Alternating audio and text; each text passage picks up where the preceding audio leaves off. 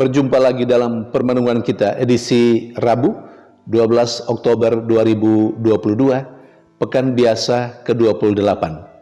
Bacaan-bacaan liturgi hari ini, bacaan yang pertama dari surat Rasul Paulus kepada jemaat di Galatia bab 5 ayat 18 sampai 25, dan bacaan Injil dari Injil Lukas bab 11 ayat 42 sampai 46. Rasul Paulus dalam bacaan pertama hari ini mengingatkan jemaatnya di Galatia bahwa mereka adalah milik Kristus. Sejak mereka percaya kepada Kristus, mereka adalah milik Kristus.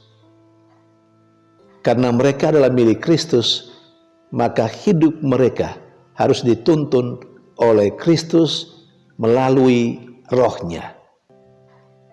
Artinya, mereka dituntut, mereka diharapkan supaya hidup menurut Roh Allah.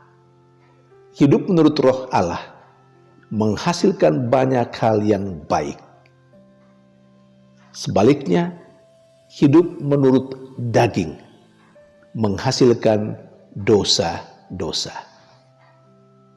Orang yang hidup dalam dosa, menurut sekali lagi dalam bacaan pertama hari ini, tidak memiliki kerajaan Allah.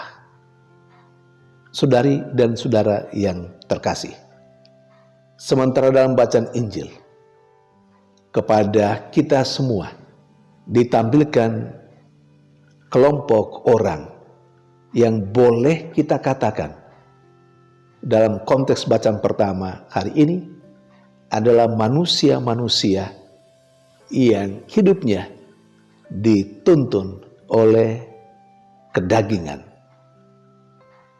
bukan dituntun oleh Roh Tuhan. Karena itu hidup mereka selalu menjadi batu sandungan bagi orang lain, bagi sesamanya. Kelompok itu adalah orang Farisi dan ahli Taurat.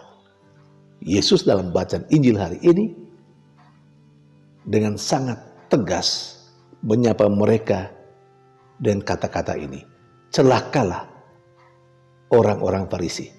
Celakalah para ahli Taurat.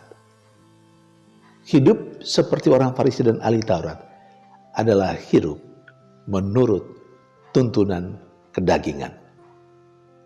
Saudari dan saudara yang terkasih, saya dan Anda, kita semua adalah milik Kristus. Karena kita adalah orang-orang yang percaya kepada Kristus.